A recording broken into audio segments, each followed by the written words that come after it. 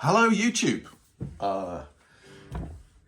It's me. Nobody knows who I am. So why am I even saying it's me? I'm just a guy. I'm a guy who likes guitars. Among other things. I mean, it's a hobby, right? I'm certainly not especially good at it. It's something I love. It's something that I wish I could spend a lot more time doing. I love playing. I love playing with other people. And as with so many things which are your passions, you should really try and share your passions with others. Get together with other musicians, play with other musicians, enjoy music with other musicians, and share with other musicians. So that's really what I'm trying to do here. I want to commit to produce some content and share it with the world. Probably hardly anybody will ever watch it, but it's not the point. The point is doing it. I want to maybe make a video a week and just talk about some topics which I find interesting and hopefully other people will find interesting, and provide a little bit of a discipline to getting to play this and do things. So anyway, here we are, little musical nook of the bedroom. I've got my lovely but battered and busted homegrown Frankenstrap here, which I built myself from parts. Everybody should build their own guitar and tweak and tune and play with parts. It's part of the experience. I'm just going into. I've got a Podgo down here with nothing really on it except a plexi for a sound and some reverb.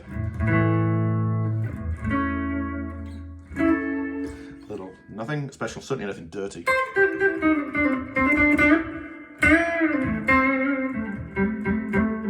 Mostly clean. Although we do have a compulsive. Well, that's a little excessive. But this is the point, right? This is what I'm trying to talk about today. Is sounds, and I'm trying to control your sound. And so that is an OCD, full tone OCD, which is emulated on the Podgo. It's a little bit loud, a little bit much. If I do that, it's a little bit much. But there's a difference there, right? A little more bite, a little bit more treble. Here, a bit more bassy, a little more bottom end. One of the things that I've found tricky over the years is to try and decode all this terminology that people talk about when they talk about guitars. Warm tone, full tone, biting, ice pick and all this kind of things. And to think of it, what does that actually mean? At the end of the day, you've got to remember there's a waveform, which the signal which is coming out of your guitar is just a whole bunch of frequencies, and different frequencies are different amplitudes. There are high frequencies and low frequencies. The frequencies that a guitar makes are not super low. They're not like the range of bass. They're not super high either. They're kind of in the middle. But there's this sort of range of frequencies around which lots of interesting things will happen. The guitar knobs that you have here, you should know how to use them, right? And the volume control is probably the most important one in the world. So I've got that not massively cranked, but somewhat high overdrive there. If I'm on max, right, I'm going to sound like this. But by just dialing back the volume to like about 6, I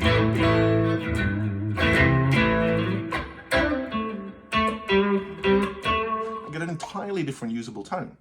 Now, I don't necessarily know whether that's any significantly quieter.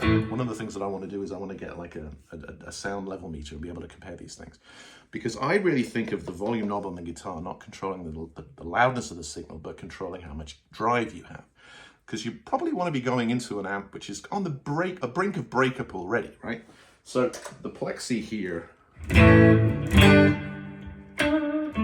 actually it's probably got a little bit more headroom.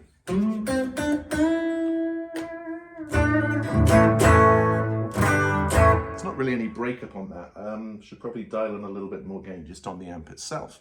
But you put something in front of it, and that pedal is effectively just another preamplifier, right?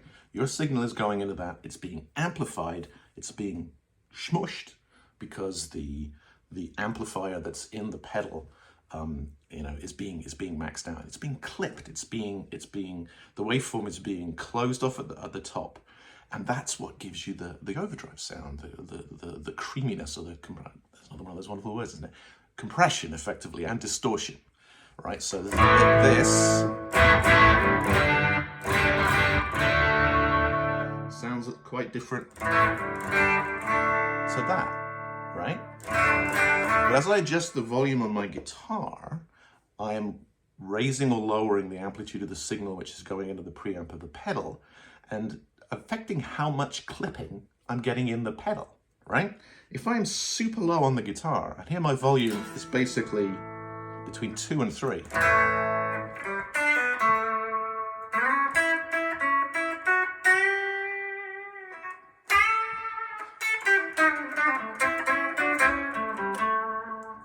That's a lot cleaner than this.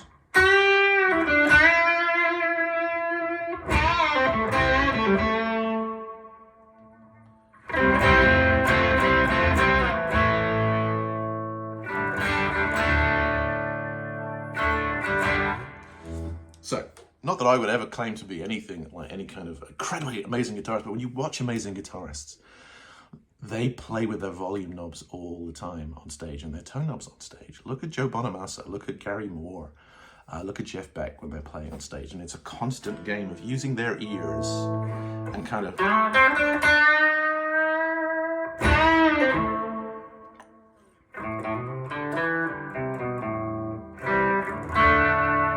picking a color palette of sound that they want to use, and it's right there at their fingers as they adjust that volume control.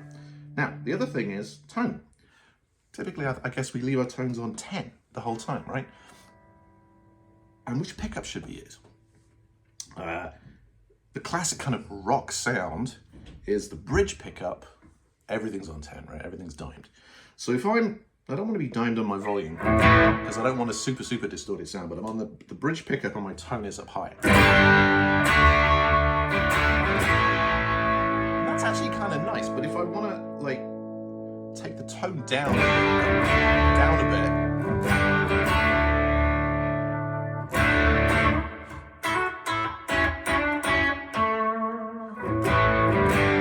I can take some of that high end off of it and make it a little less ice picky. That's one of those words, right? Take some of the treble away. The treble control is basically just a low pass filter, or is it a high pass filter? Either way, you're controlling how much higher frequencies you have in the signal which is coming out of your guitar or not.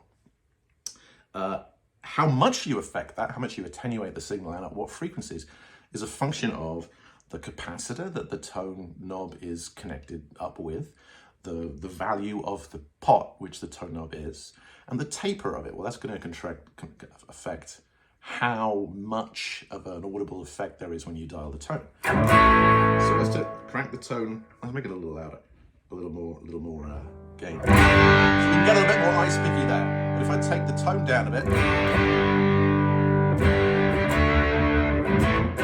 again. So you do that. Use your ears. Adjust the sound to taste for the really one.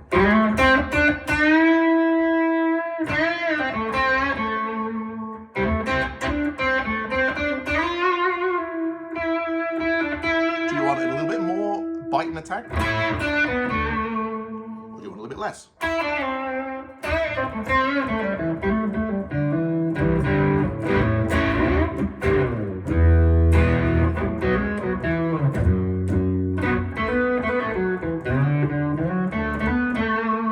So you can have something which is a little, I don't know, we're starting using some of these metaphors and adjectives, again, like a smoother sound, a rounder sound, a more biting sound, right?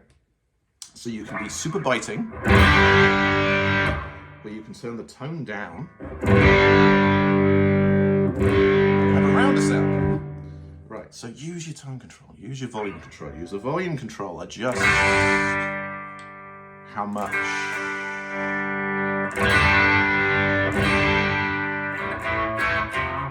Distortion you have.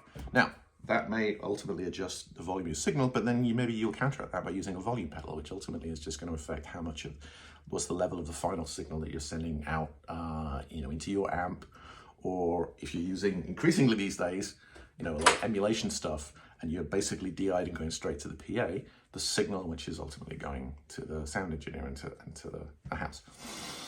I've often thought that those of us who are just amateur musicians really have to struggle to try and get our sound right in the mix on the stage. I mean, if you're in a pro setup, whatever you're doing, adjusting, dialing back to get that cleaner tone, whatever, the sound engineer is constantly adjusting that for the mix which is going to the room or the mix which is going to the recording, right? You know, like you were trusting that the balancing of the sound is going to be handled by some other professional who's responsible for that. And what's coming back into your monitor mix, right? You have those luxuries if you have all, or like, you know, people taking care of all that shit for you. If you're just playing for yourself in a rehearsal room or playing for yourself in a bar, you have to balance all those things yourself. So, you know, it's a lot harder to do. So, we were talking about the bridge pickup. Let's talk about the other ones. So basically, where does the sound come from in a guitar? We pluck a string and the string is vibrating. It's vibrating on the fundamental harmonic, which is the full length of the string, but also you get overtones.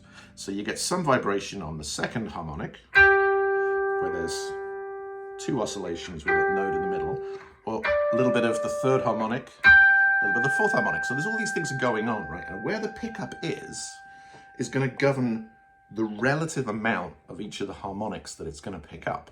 So with the pickup closer to the middle of the string, closer to the neck, you're going to get more of the lower, more fundamental harmonics. With the pickup towards the bridge, towards the extremities of the string, you're going to get more of the higher harmonics than you are. And that accounts for the fact that the bridge pickup is a little more trebly than the neck pickup. So you've effectively got kind of a tone control there as well. So all the way in the neck position, you've got something which is a little less trebly, maybe a little bit more lower frequencies. If you go to the bridge pickup, now you're getting more of the treble frequencies and everything else. So that's your bass palette, right? And then on top of that, of course, you can adjust more with the tone control. So here I am in the neck position. Let's turn that so a little cleaner. But I can still make that less trebly with the tone control. So in the extreme, I'm in the neck position and I've got the tone practically all the way off. I get a very muddy sound with hardly any sort of treble on it, which when you're clean, frankly, sounds shit. But if you've got more gain, everything is getting again, your signal coming out of your guitar is higher. It's getting clipped and compressed by whatever gain stages there are, whether it's a pedal or whether it's the preamp of the amp. And the more gain you have, the less nuance and complexity there is in the signal, right? Because everything's kind of getting smushed and it's just sort of becoming one signal that can't get any higher because it's hitting the maximum amplification of the pedal, of the preamp stages, right? But you can still sculpt it a little bit, and again, depending on the level of clipping you've got and things like that, you can get more subtle tones. And there's a tone which is sort of, people sometimes call it the Clapton's woman tone, right? With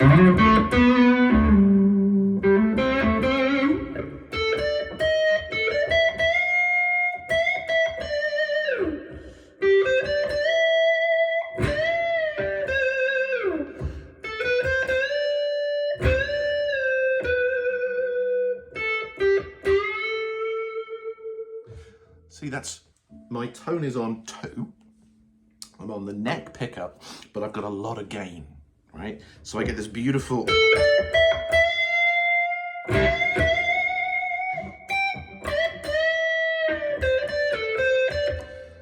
rounded, mid-heavy, creamy sound, right? If I turn the tone all the way up, you can see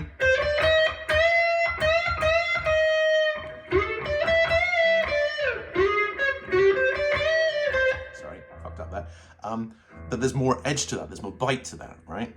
And again, depending on what you're doing in the song, contextually, the tone you want, the color you want, you make a choice. Now, those kind of super creamy, heavily pushed sounds are great when you play up here. But they don't work so well down here.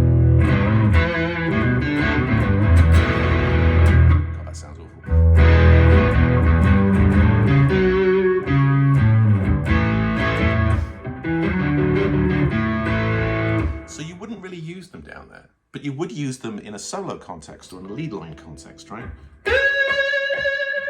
when you're down here, you probably want something that's a little more trebly, so dial the tone up to 10.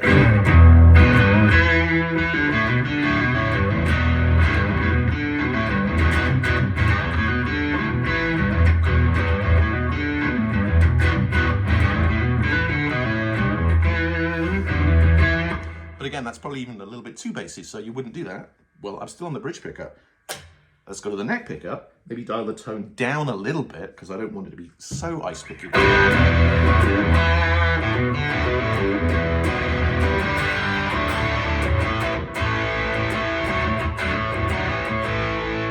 less gain.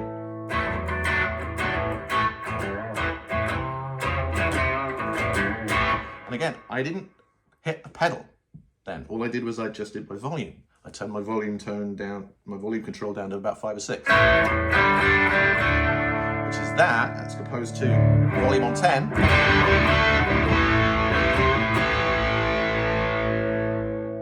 Right, and here I've got my tone about 7, and I'm on the bridge pickup. So, now on a Strat, we've got 3 pickups, of course. We have 5 positions on our switch, typically. So we've got full neck pickup. Position 2 is a mixture of the neck and the middle pickup. Position 3 is just the middle pickup. Position 4 is middle pickup and bridge pickup. Position 5 is just bridge pickup. Again, these blends have a very different sound to them as well. I actually have like a Seymour Duncan cool rails, not a hot rails, right? Because again, I think too much gain doesn't sound good, right? You want classic tones often involve not that much distortion. It's just enough distortion, not too much, right? But anyway, that's a much higher output. That's a humbucker in the bridge. These are single coils. These are all noiseless pickups. But this does not have that classic Strat bridge sound, but it's never been a sound that was really great, or was a classic sound anyway. Like on a telly, yeah, the bridge sound is an iconic sound, and you can sculpt that with the tone control especially. And you can do beautiful things with it. The the bridge pickup on a Strat, not so much. Now on a Strat, the bridge pickup sort of has a fame to it, right? It's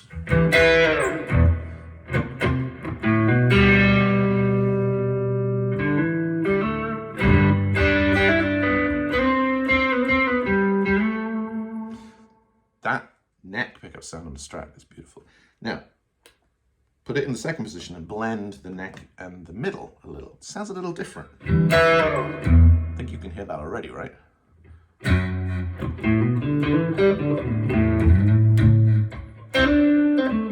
me play the little wing again. Oh shit, I can't remember to do it.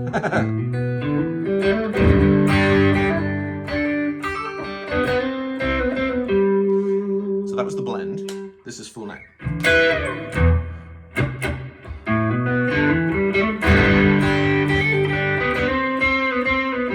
Hopefully you can hear a difference. Let's go to just the middle pickup.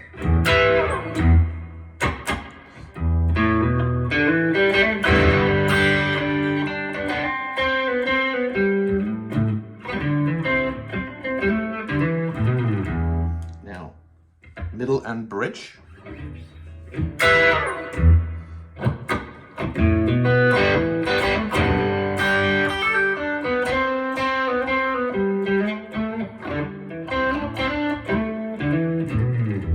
Just the bridge.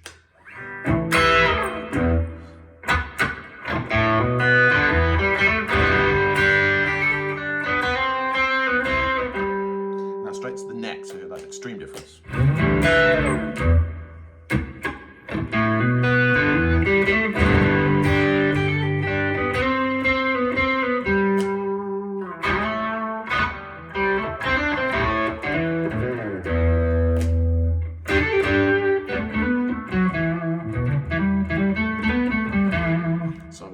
I was throwing it back and forth, and just so you can kind of hear the difference. In both of all those cases, the tone was on 8, and my volume was also on 8. So I have found that I don't just want to tap dance around on pedals. I want a bass line of a lovely amp sound a gain amp, a gain sound that I can turn on or turn off if I want to be exclusively clean, or if I just want to be clean, I can just turn it down on my guitar. So, like, say I'm playing some kind of funk rhythm or something, right? Now for that, middle pickups always seem to sound better for me for those. Maybe one of the in-between settings, like halfway between the neck and the middle. I certainly want to be clean, so I'm going to turn my volume way down, all right? And now I've got...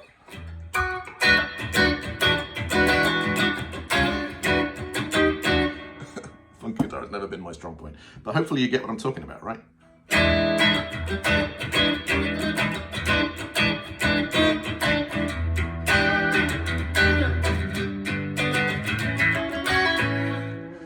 But that's the same setup over there, same pedal, same everything, right?